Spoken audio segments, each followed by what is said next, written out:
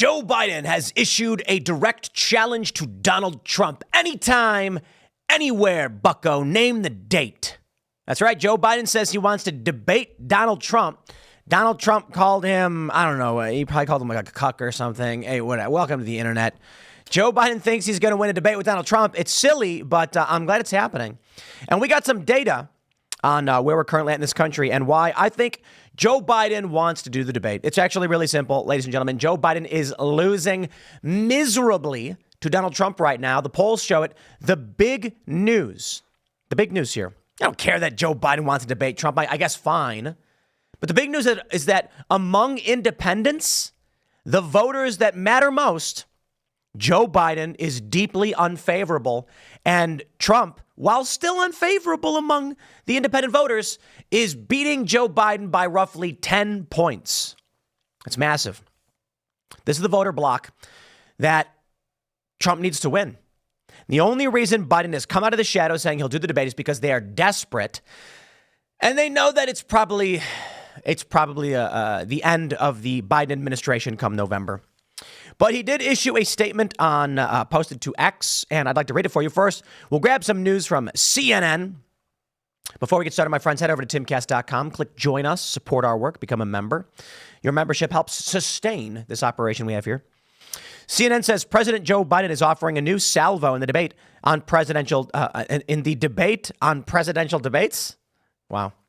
Calling on former President Trump to pick the dates. At the same time, Biden's campaign sent a letter to the Commission on Presidential Debates that the president would not be participating in the committee's announced debate dates and instead plans to participate in showdowns hosted by news organizations. In the letter, the campaign proposed dates in June and September. Donald Trump lost 2 debates to me in 2020. Well, we'll play the video. Make my day, pal. Oh boy, it's 14 seconds. And let's pull this up from old. Look at it. He looks, I'm sorry. I just want to say this real quick. When he tries to look like firm and tough, he just looks like I hate to say this, but he looks like he pooped his pants. Okay, here you go. Donald Trump lost 2 debates to me in 2020. And since then, he hadn't shown up for debate. Now he's acting like he wants to debate me again. Well, make my day, pal. I'll even do it twice. So let's pick the dates, Donald. I hear you're free on Wednesdays. Donald Trump lost 2 debates. Is that it? Is that so? He does that scowl with the furrowed brow, like Donald Trump says he wants to debate me, but he's going to jail, and I'm just like, guys. You know what I was watching? I was watching The Equalizer the other night, Denzel Washington, and I never saw it before, and it was great. I thoroughly enjoyed it. And then I watched The Equalizer 2, and I thoroughly enjoyed it.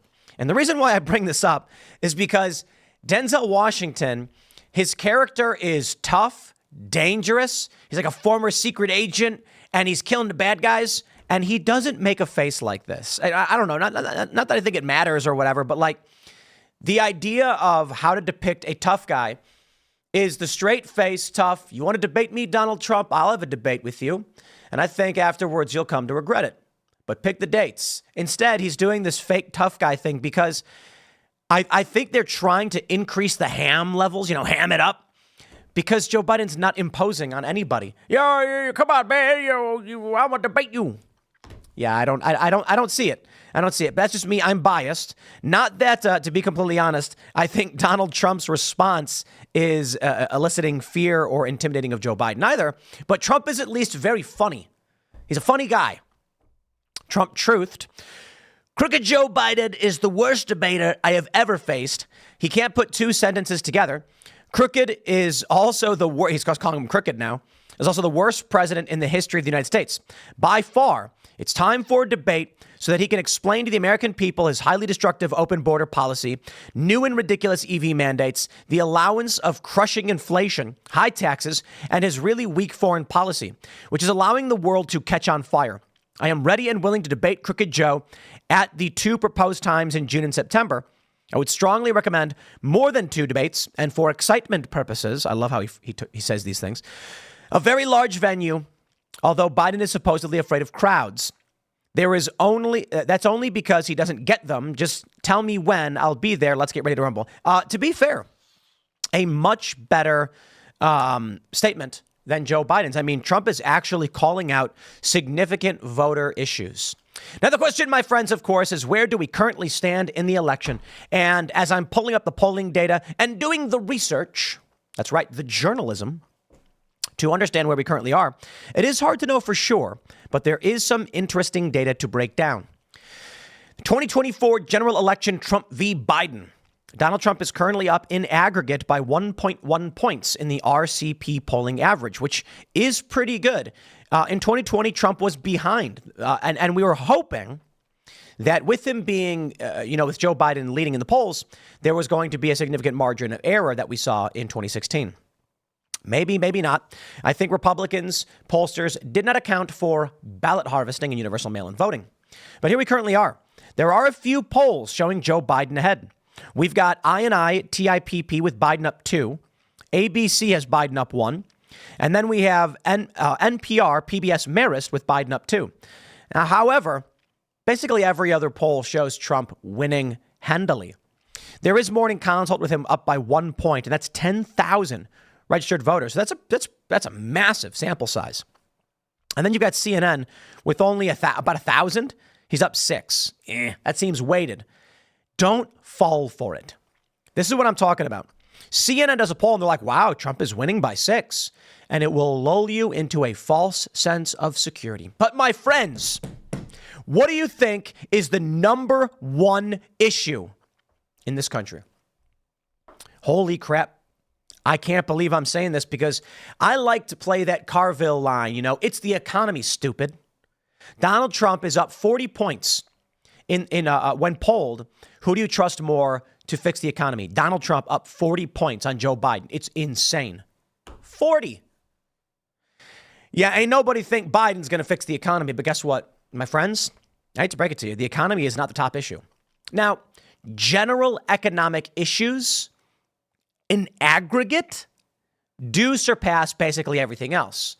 But when we're talking about, you know what? I'm just going to show you. From Gallup, take a look at this. I want to build the suspense here. The most important problem. It's a Gallup poll where they ask people, what's the most important problem? And first, let's talk about how they frame it right now. Percentage of Americans mentioning economic issues as the nation's most important problem. 36% in 2024. Now, that's massive, and that is still very good for Trump because bad economy means bad for the incumbent. Check this out. We're inching our way there. Just wait. What do you think is the most important problem facing your country today? Economy in general is 17%. High cost of living and inflation is 13%. Federal deficit is 3%. Unemployment jobs 2%. And they say when we add it all together, the economy makes up 36%. Now, that's not fair. The economy in general is only 17%. Number one, immigration. Immigration is the number one issue among voters right now. And Joe Biden ain't going to be winning on that. Joe Biden has opened the southern border to an invasion, is doing nothing about it, is lying about it, pretending like he's trying to do something about it, sending hundreds of billions of dollars overseas to places like Ukraine, Israel, Taiwan. And in Ukraine, corrupt government officials are giving away the money for fortifications to fake companies that didn't exist a month ago. And we don't know where those people are going. Russia is now reportedly advancing in the Northeast because there are no fortifications. Because while they paid a bunch of money for people to build them, they did not. So apparently these government officials who are receiving this money chose to disperse the funds to no-name businesses that only just started. Yeah, because they're probably in on it. Yeah. While people are deeply concerned about the economy, I don't think it's necessarily fair to say immigration is not an economic issue. I think it's all tied together. But first, let's break down the economic issues a little bit more. Wage issues are only 1%. Taxes at 1%. The wealth disparity, the income disparity is only 1%. Lack of money, fuel and oil prices, asterisk. They didn't have good numbers for that. You add all of these things up and you get 36%. But I do not think that's fair.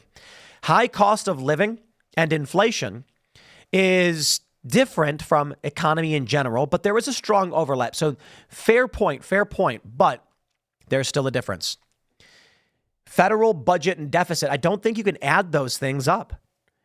Being concerned the federal government is spending money in ridiculous ways is tied to inflation and the economy. I get it, but they are individual issues. Government overspending is a different issue from the cost of milk.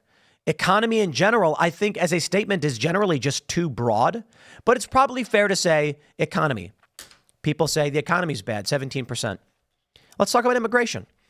We can break down immigration into a bunch of different issues and then add it all up and claim the same thing.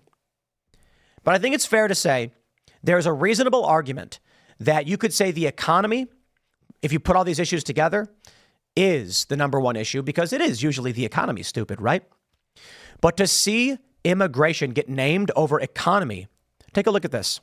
Poverty, hunger and homelessness. Well, that's economic too, isn't it? Right? My point ultimately is this. All of these issues are tied to the economy.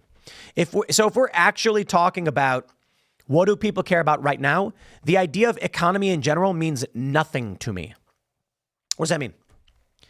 If you're saying immigration, it's like, well, immigration's an economic issue. It's displacing low-skilled workers. It's costing us taxpayer money. Yeah. So you have what it really comes down to. What component of our country are you truly mad about? High cost of living and inflation is a direct impact on regular people, and it's only at 13%. Immigration, 27%. Non-economic problems add up to 74%. So I think it's fair to say economic problems, 36, non-economic problems, 74. Non-economic problems are bigger issues overall. And the number one issue, immigration. Yo, it's absolutely wild. Now, I'll tell you this, my friends. I don't know how Joe Biden wins. Donald Trump's going to go on stage and say, these people, these cartels, they're down in Mexico and they're animals. I'm telling you. And Joe Biden's going to be like, no, they're not, man. No. Come on. Trump's going to be like, how many more people have to die? Lake and Riley, big story. And we're letting criminals into this country. And Trump is not wrong. You see, these countries where the people are coming from, when Trump says they're not sending their best, he's right. Do you think that a wealthy or middle-class person in these countries has decided to upend their lives and move to the United States? Typically, no. Some, yes, but typically, no. Wealthy people would just buy a plane ticket. They're not going to cross illegally to the southern border. They're going to get an H-1B visa. They're going to do an investment visa. A lot of foreigners with money, they'll file to start a business in the United States, which you're allowed to do as a non-citizen. Then that company can, I don't know the exact mechanism by which they do this, but they start a company. And then as the principal owner with a certain amount of money, they can then get themselves a visa and come here. That's how the rich people do it. They fly in legally. Legally. The people that are crossing the southern border, yeah, many of them are just economic migrants, but many of them are criminals, people who have been recently let out of prison.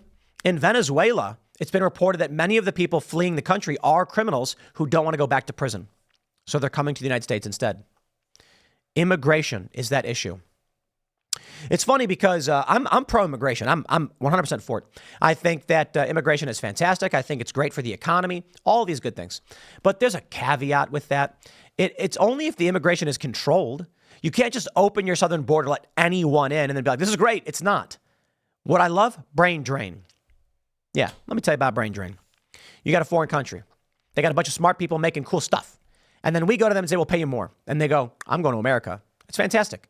What I don't like is when companies do this to hire someone from India at a slightly lower rate than an American, displacing an American job. What I am saying is if we don't have, the idea is supposed to be that if there's high skilled labor we can't get anywhere else, we can bring them to the United States, stealing their highest functioning individuals. I think it's fantastic.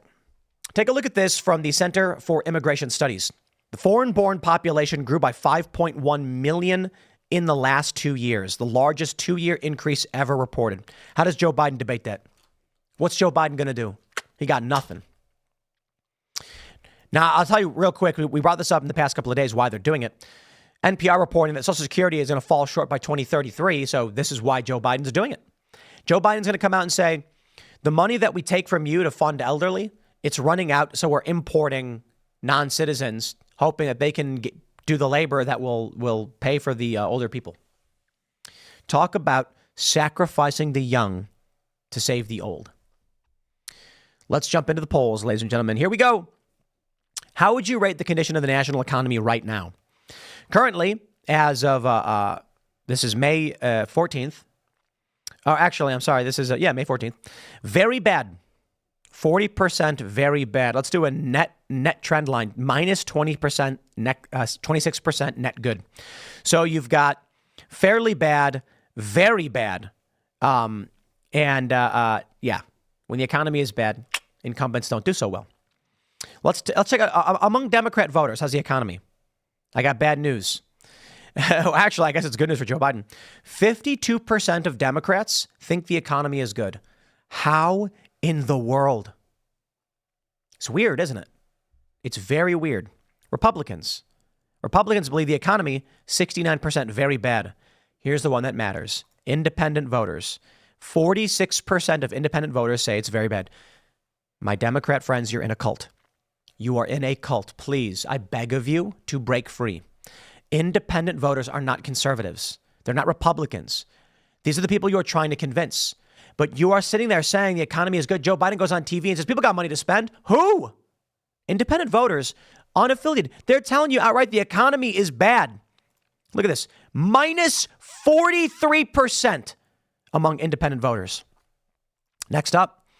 Over the last year, has your family's financial situation gotten worse, stayed the same, or gotten better? 50% say it's gotten worse. Here you go. Among Democrats, they say it stayed about the same. 19% have said it got worse. Among Republicans, 76% say it's gotten worse. And among independent voters, 58% say it got worse. Once again, Democrats are in the cult. Why? Independent voters, it's the barometer. These are not conservatives. Independent voters typically lean Democrat, by the way. There's more. Is the economy getting better or worse? Democrats think it's getting better. It's mind-boggling, isn't it? 50% of Democrats think the economy is getting better. In what reality? They just shut down 50 Red Lobsters. The Red Lobster is filing for bankruptcy. People don't have family night anymore. They're not going out to eat anymore. Restaurants and businesses are shuttering. And, old podcasters like me are looking at ad rates going down. Harumph. Not that that's the biggest deal in the world. Big shows like this, we do okay. But it could affect everybody. For us, Timcast has no risk of going out of business, especially because you guys as members keep us afloat, and it's absolutely fantastic. We can track economic factors, though. We get emails from people saying, I'm a big fan. I've watched every single episode. We're falling on hard times. We got to pinch every penny. I'll be back when I can. And we're like, do your thing, man. Your family comes first, well before we do. All right, here we go. Republicans say the economy is getting worse, 90%. And you know what's remarkable? How is this reality? You look at the news and it's like people don't have money. Inflation is still up at quarter over quarter. Businesses are shutting down. That's reality. Yeah. Reality has a Republican bias, I guess. Independent voters. 64% say it's getting worse. Democrats don't want to admit it. They don't want to admit it. How concerned are you about the impact of inflation having on consumer goods? 67% say very concerned. Now, this is a specialty poll. It's actually we're locked out from it. And then here's the good one. Y'all ready for this? Do you have a favorable or unfavorable opinion of Joe Biden? 55% unfavorable, 40% favorable. This is the big news. This is what you got to take home. Donald Trump, 56% unfavorable. Well, me oh my. I mean, that's the margin of error. Trump is slightly down, right? So is it a toss-up, my friends? This election, people just don't like Trump and it's a toss-up? No. Do you have a favorable or unfavorable opinion of Joe Biden? What's the point of asking a Democrat? We know the answer. Democrats, 81% favorable. I mean, that's kind of bad for the Democrat president. Of course, Republicans hate the guy. 96% unfavorable. Get this. among independent voters, Joe Biden's favorability is 64% unfavorable. Those are the voters he needs to win. And this is why Joe Biden wants to debate. How about this? Favorable, unfavorable opinion of Donald Trump. Well, we know what Democrats are going to say. 96% unfavorable. We know what Republicans are going to say. 85% favorable. I mean, it's comparable to Biden's base. And now here's the absolute best part. Among independent voters, 55% unfavorable. So let's try that again. It's a 9-point swing. Trump has it's a 10-point swing, honestly. 39% favorability among independents. Joe Biden's 29% favorability. Now, I don't know that means independents are going to go out and vote for Trump, but let's just say they do. Let's say based on favorability alone, that's how people vote. So 29 out of 100 independents vote Joe Biden, and 39 out of 100 independents vote for Donald Trump. I'll do this. What percent of voters are independent? We'll do some quick math here. In politics of today, do you consider yourself independent? Blah, blah, blah. 43% of U.S. adults identified as independents. 27% as Republicans. 27% as Democrats. All right. Let's do this. Political party. Oh, we don't even need to do that. We don't need. They're even. Total votes cast 2020. Let's play this game. Cook Political Report. How many votes do we have? Let's go. We had a total. What were the total votes? If I'm spitballing here, it looks like 155 million. But let me just make sure I have the actual. I think we can get the total vote counts. I think it's 155 million. Trump with 74. Biden to. No. Okay. Right. See, that's why you check, because of independent voters. Third-party voters. So it looks like it's actually going to hit around 156.2 million. Now, roughly half of those, 75 million, are independent voters. And so if we're looking at 40% of them voting for Donald Trump, then that gives him a major swing. I mean, we can just break down the math rather simply. If he's looking at a 10% advantage. So he's looking at an extra 5 million vote swing. I mean, it's we got 100. I'm probably getting the math wrong. Let's try this again. So you had 155 million votes split between Biden and Trump based off those numbers alone. We want to cut that in half because we're looking at just the independent voters. So we're going to say roughly 74 million. So we're looking at, of those votes right now, Trump has a 10% advantage. It's not really good math because being up 10% on Joe Biden doesn't mean a whole lot. But that means if we just break it down and say that independents split evenly between the two parties, I don't know that they do. We're looking at now. I want to point out too. Let me check the percentage. I think it correlates. I think we're looking at a massive swing. I think we're looking at the loosest math imaginable. But with a 10-point swing among independent voters, Trump is well past Joe Biden. I mean, that is apocalyptic for Joe Biden. I'll need to actually sit down and break down the math in a more meaningful way, to be fair. But a 10-point advantage among independents confers a massive advantage.